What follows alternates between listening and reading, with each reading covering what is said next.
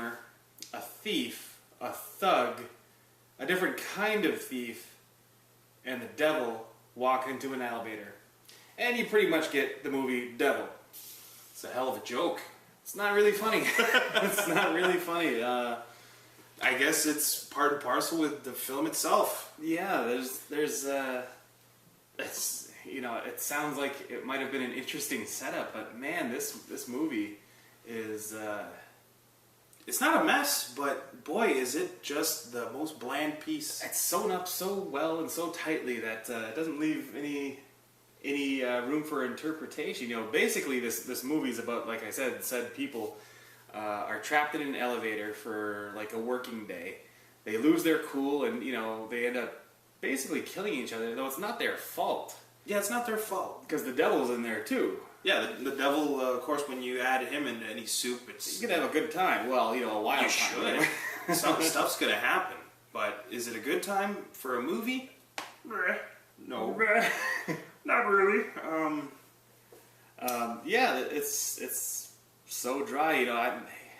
You know, we might be ragging on it prematurely. It's a very neat story and stuff like that.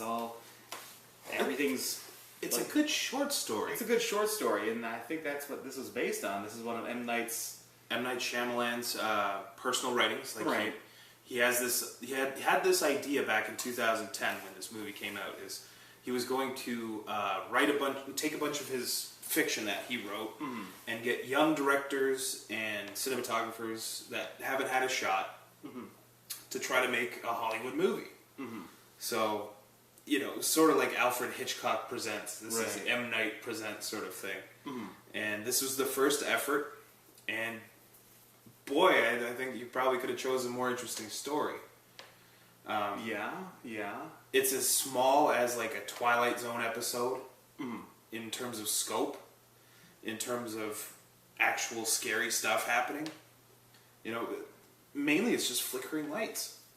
Pretty well. You might see the glimpse of like a face. Yeah, a face. There, or someone might have their head just turned around, or yeah, it's, you know, broken necks and people hanging themselves and stuff like that. You know, whatever.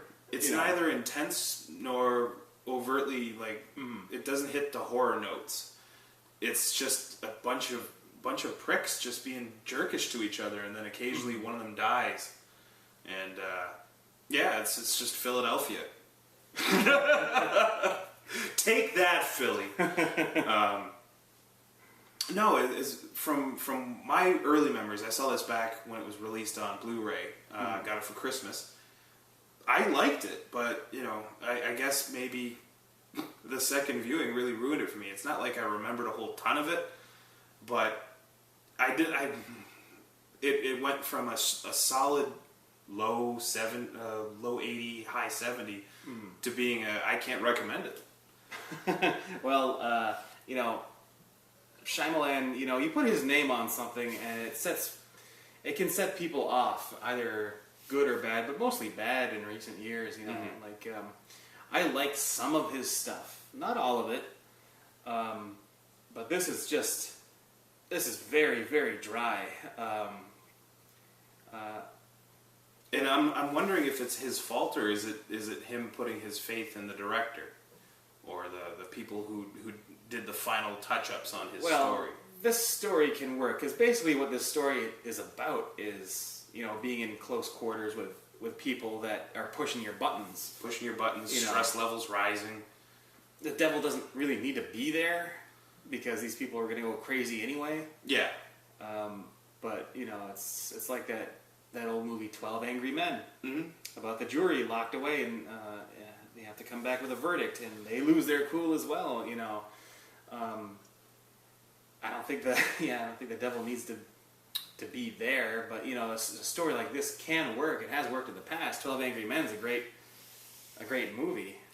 I think a big problem of it is a lot of the charm, and I'm not one of these people because I enjoy a lot of M. Night's movies that don't rely on the twist. And this movie kills any possible fun by ruining the twist right off the bat.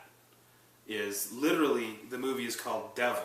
If you found a different name for it, and you didn't have the narrator tell that story about the devil bringing assholes together to kill them and torture them, it might have been a little bit more of a, ooh, that was kind of a neat little twist. Actually, yeah. Now that I think about it, there is this narration in the front where the narrator gives the story. His mom used to tell him about how the devil operates, how he does his business on the mortal realm, and punishing people for their crimes and whatnot. Yeah, so as soon as those people entered the elevator, we should have said, that guy is an asshole, and so is she. And it was funny because even how they were getting into the elevator was, they were all a bunch of assholes. And how many assholes we got on this ship anyhow? Yo! I knew it. I'm surrounded by assholes. It's just not miserable, but it didn't need to be made, and it shouldn't have been the flagship film to kick off this Night Chronicles, which, to my knowledge, I haven't seen a second film in that series. Well, we'll see how it goes, because we got that new one, The Visit, coming out next week. Yeah. So it looks good. I'm probably more excited to see that than this. So I'm just going like this here. But yeah, just shrugging. I mean, I'll give him the benefit of the doubt, because I like most of his movies. I like a few of his movies, not all of them. Well, he's not had a ton. He's had like 7, 6. 7. And I know I like 4 of them. Yeah. So that's most. Mm-hmm. And I'm not saying they're the greatest, but I like them. Right. But there's just nothing for me here. I mean, the scares they're not that scary. They're pedestrian, flickering lights. You see the image of a face pop up on occasion once. A couple flashes of carnage. Oh no, something bit my back. I don't know. Open your mouth to leave, like maybe a snake or something. They open their mouth just wide. Now that would be nice. If that was the case, I want to see that on film. Just this guy. That's terrifying to me. They missed out. And that's kind of the vibe I get from this whole movie. Is they just missed out on a good opportunity to set a nice precedent. Mm-hmm. So I can't recommend this. You might like it if you're halfway interested in M. Night. Sure, give it a shot, but don't expect any of his top tier stuff. No, I'm not recommending this either. It's there's just not enough room for play in here. No, fun, man. And I think essentially that's what horror films are supposed to be, is fun. Yeah. They answer every question they ask, and they don't give you enough time to think about it yourself. Mm-hmm. So you're really just getting told a buttoned-up story. Mm-hmm. And now that I actually think about it, that's how the narrator describes it. His mom told him a quick bedtime story. Mm-hmm. And at the end, it was all sewn up. Okay. All right. And on to the next one, All right. See you tomorrow.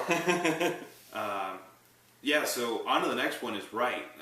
One of these times we're going to have to go to one of the films that both of us enjoy. But we'll save that for another night. You take it easy. We'll see you later. Keep firing, assholes!